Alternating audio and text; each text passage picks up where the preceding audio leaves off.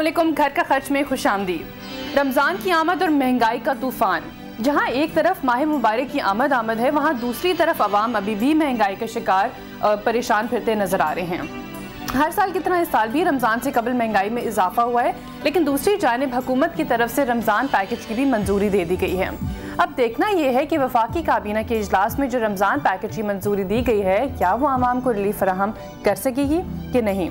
इसी हवाले से आज हम बात करेंगे लाहौर, इस्लामाबाद और कराची में मौजूद हमारे नुमाइंदों से और जानेंगे कि रमज़ान पैकेज के ऐलान के बाद अशियाए खुर्दनोशी कीमतों में कितना इजाफा या कमी नजर आई है और लोगों को इस हवाले से क्या तहफ़्फ़ुज़ात हैं। लेकिन इससे पहले हम देख लेते हैं इसी हवाले से एक रिपोर्ट जो कि रमज़ान पैकेज के हवाले से कि एक आम आदमी के लिए क्या रिलीफ दिया गया है इस रमज़ान पैकेज में। डिफरेंट यूटिलिटी स्टोर्स में कितनी कमी देखी गई है, आइए देख लेते हैं। रमज़ानुल मुबारक में यूटिलिटी स्टोर्स पर तमाम अशिया की कीमतें 10% कम होंगी। इजलास में वज़ीर आज़म यूसुफ रज़ा गिलानी ने वज़रा को हिदायत की कि ज़रूरी अशिया की कीमतों को कम करने के लिए इक़दामात किए जाएँ। इजलास में रमज़ान पैकेज का जायज़ा और आम आदमी को नुमाया रिलीफ देने की मंजूरी भी दी गई।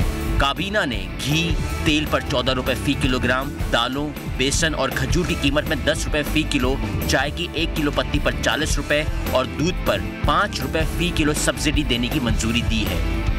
जी तो नाज़रीन, आपसे कुछ देर के बाद मुझे ज्वाइन करेंगे लाहौर से उस्मान और इसी के साथ ही इस्लामाबाद से वकास अजीम, बल्कि उन दोनों ने मुझे ज्वाइन कर लिया है और उसके बाद कराची में भी मुझे अभी कुछ देर के बाद मंसूर ज्वाइन करेंगे।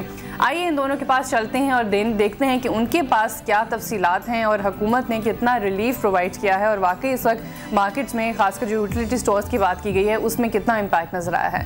जी अस्सलाम वालेकुम उस्मान। जी वालेकुम सलाम। जी अस्सलाम वालेकुम वकास।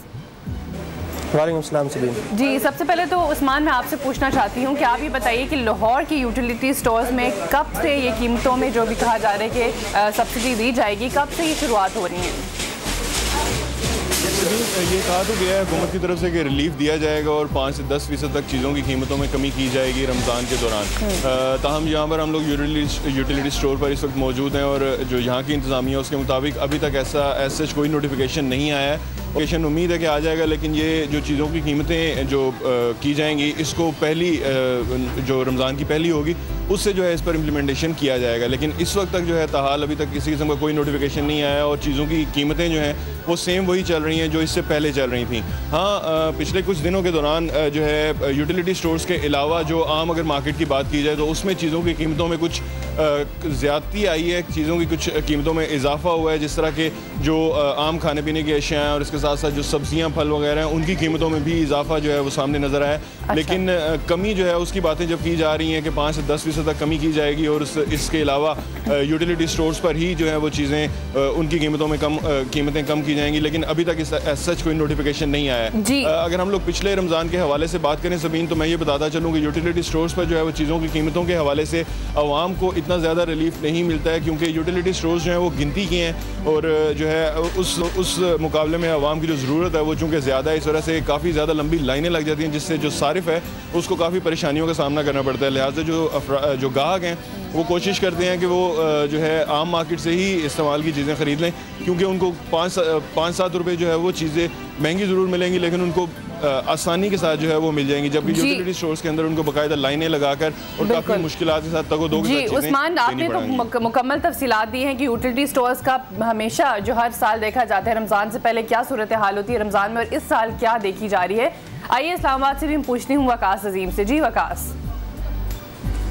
जी सबीन, इस वक्त मैं मौजूद हूँ इस्लामाबाद का एक यूटिलिटी स्टोर है और ये कराची कंपनी के इलाके में मौजूद है। जैसा कि आप देख सकते हैं कि रमज़ान की आमद से पहले ही यहाँ पर लोगों का रश शुरू हो चुका है और लोग यहाँ पर अपनी ख़रीदारी में मसरूफ़ हैं और हुकूमत की तरफ से इस साल चूँकि जो यूटिलिटी स्टोर है मुल्क भर के लिए उनके लिए 2 अरब रुपये की सब्सिडी रखी गई है, जबकि गुज़िश्ता बरस ये सब्सिडी 4 बरस थी, 4 अरब रुपये के करीब थी, जिससे अंदाज़ा लगाया जा सकता है कि एक तरफ तो हुकूमत की जो माली मुश्किलात हैं उसका भी हमें बाखूबी अंदाज़ा हो गया है कि 2 अरब रुपये की सब्सिडी सिर्फ यूटिलिटी स्टोर्स के लिए कम कर दी गई है, जबकि पिछले साल ये 4 अरब रुपये की थी।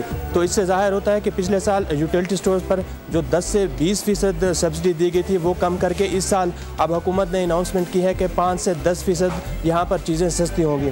लेकिन जो लोग यहाँ पर मौजूद हैं हम कोशिश करते हैं कि इनके पास जाएँ और अभी से इनसे मालूम करें कि रमज़ान की आमद से कबल यहाँ पर क्या सूरत हाल है और जो रोज़मर्रा इस्तेमाल की चीज़ें हैं जिनमें घी है, चावल है, चाय की पत्ती है और जो बाकी चीज़ें आपको मेरे सामने नज़र आ रही हैं उनकी क्या सूरत हाल है, और इनसे ही मालूम करते हैं कि आप बताइए कि आप कहाँ से आए हैं।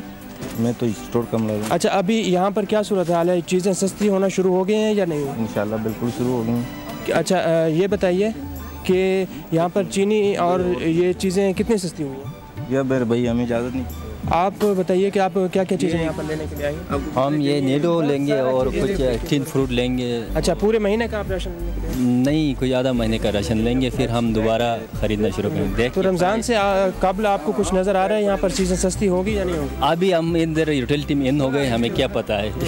अच्छा, आप बताइए कि कुछ यहाँ पर रमज़ान से कबल आपको चीज़ें सस्ती नज़र आ रही हैं? हाँ, कुछ नज़र आ रही हैं, लेकिन अभी हम लेने लगे हैं, देखेंगे बिल देंगे पता चलेगा। हुकूमत की तरफ से ये अनाउंसमेंट जो की गई है 2 अरब रुपए की सब्सिडी दी गई यूटिलिटी स्टोरों को, और ये कहा गया है कि 5 से 10% यहाँ पर सस्ती मिलेंगी, तो आपके ख्याल में ये काफ़ी है या हुकूमत को मज़ीद कुछ करना चाहिए?